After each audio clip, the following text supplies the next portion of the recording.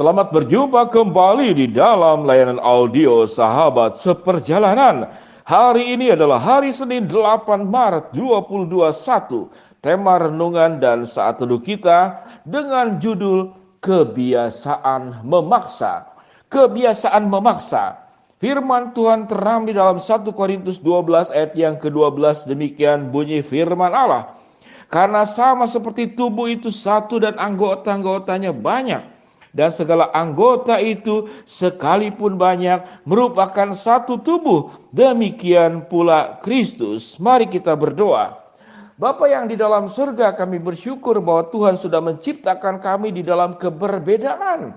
Dan bahwa keberbedaan itu adalah sesuatu yang indah untuk saling melengkapi, saling menopang, dan saling menolong satu dengan yang lain.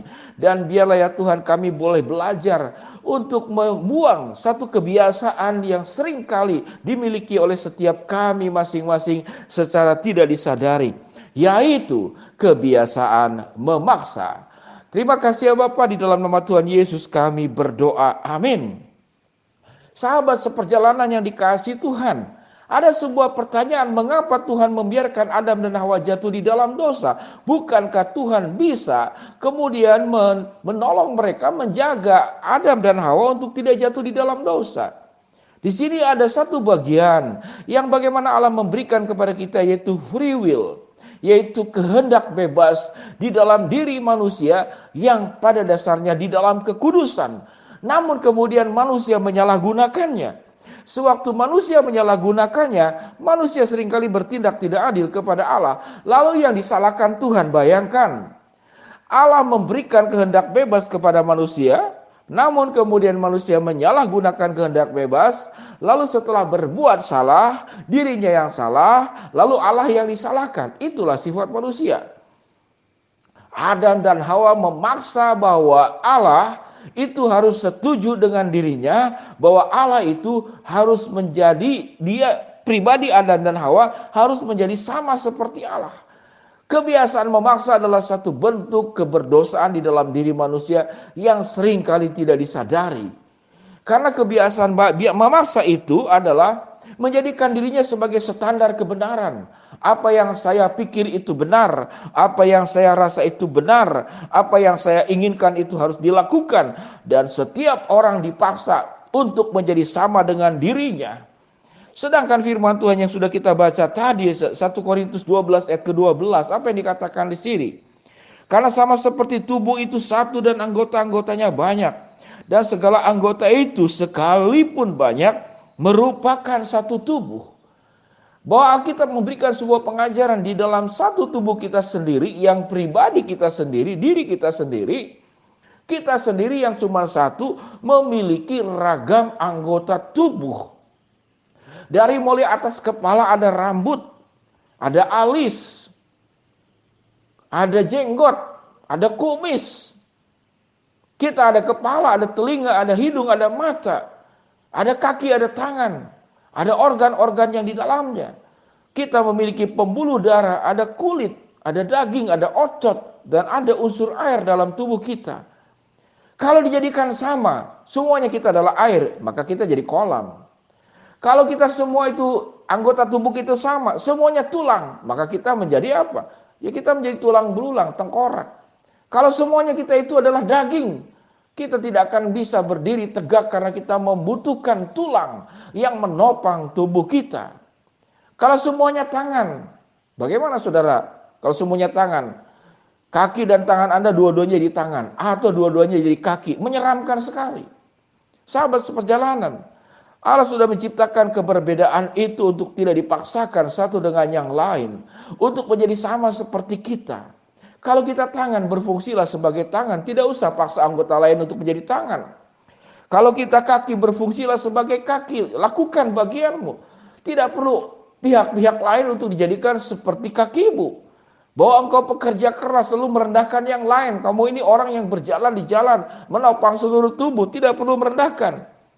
Kalau engkau hanya punya kaki, lalu engkau jalan-jalan sendiri hanya dengan dua kaki, menakutkan sekali. Maka dirimu akan menjadi makhluk yang aneh, lion di dalam dunia ini. Kalau semuanya mata, bagaimana kita makan? Kita membutuhkan mulut, kita membutuhkan rongga mulut, kita membutuhkan lidah, kita membutuhkan gigi untuk mengunyah makanan. Sahabat seperjalanan yang dikasihi Tuhan, mari kita telisik dan kita pelajari dalam kehidupan kita. Betapa tidak menyenangkan kita hidup bergaul dengan orang yang suka memaksa. Yang suka kemudian karena sifatnya memaksa akhirnya merendahkan orang lain. Kalau kemudian berbeda, marah kalau tidak menjadi sama, berbeda, dominan, menjadi orang yang intoleran, menjadi orang yang berpikiran sempit. Dan juga memaksa itu adalah bentuk sebuah keserakahan. Engkau menjadikan semua orang sama dengan dirimu. Sahabat seperjalanan yang dikasihi Tuhan, problem kehidupan di dalam dunia ini, betul masalah penyakit, betul masalah ekonomi, betul masalah hal-hal lain. Namun ada masalah yang sangat besar, yaitu masalah relasi. Banyak orang saudara karena relasi yang baik, dia dalam keadaan ekonomi kurang baik tetap bahagia saja. Banyak orang yang karena relasi baik, di tengah kesulitan, karena bisa saling menopang, maka yang berat menjadi ringan. Karena relasi yang baik, maka kita satu dengan yang lain saling menguatkan.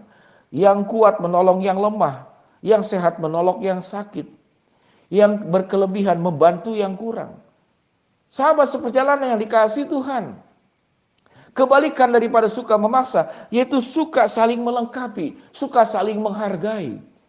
Kebiasaan memaksa itu yang menjadikan banyak rumah tangga bermasalah. Kebiasaan memaksa yang menjadikan banyak timbulnya pertengkaran, kesalahpahaman, membuat orang kemudian putus asa, depresi, merasa tidak dibutuhkan, merasa tidak diperlukan, merasa dijajah, merasa diinjak-injak, merasa tidak dimengerti. Mari sahabat seperjalanan, kalau kita punya kebiasaan-kebiasaan memaksa sementara Tuhan itu menciptakan dalam keberbedaan, mari kita lihat pelangi, tidak hanya satu warna, berwarna-warni, bergabung bersama, membentuk lengkungan, menjadi lukisan yang begitu indah. Tatkala saudara melihat pelangi sehabis hujan. Kalau Allah menciptakan setiap kita punya DNA berbeda, punya sidik jari berbeda, latar belakang berbeda, warna suara berbeda, bentuk rambut yang berbeda, bentuk mata yang berbeda. Kalau Allah saja menghargai perbedaan dan kemudian menciptakan keberbedaan sebagai sesuatu yang indah, jangan kita bersikap melebih-lebihi Allah seakan-akan engkau lebih pandai dari Allah, lebih hebat dari Tuhan, lalu memaksa semua orang menjadi sama, makanannya harus sama, pakaiannya harus sama, cara bicaranya harus sama, berkendaraan harus sama, hobinya harus sama, segala sesuatu harus sama. Maka engkau menjadi penjajah di zaman ini, menjajah orang-orang terdekatmu untuk melakukan segala sesuatu sesuai dengan keinginanmu, sesuai dengan harapanmu, sesuai dengan perasaanmu, sesuai dengan tujuan hidupmu.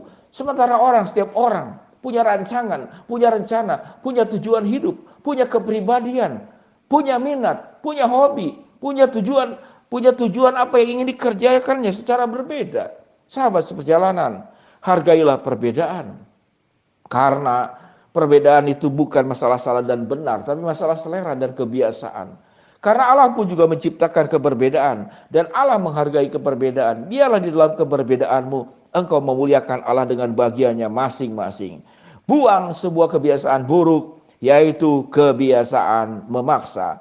Mari kita berdoa. Bapa yang di dalam sorga, hamba-Mu berdoa buat sahabat seperjalanan yang sedang sakit di rumah sakit maupun di rumah. Tuhan jamah, Tuhan sembuhkan. Buat sahabat seperjalanan yang sedang menghadapi kendala, kesulitan, problem, masalah dalam kehidupan ini, Tuhan bukakan jalan. Buat sahabat seperjalanan yang sedang memohon dan berharap sesuatu kepada Engkau, Tuhan akan mengabulkan sesuai dengan waktu, rencana, dan kehendak-Mu. Terima kasih ya Tuhan, di dalam nama Tuhan Yesus kami berdoa. Amin.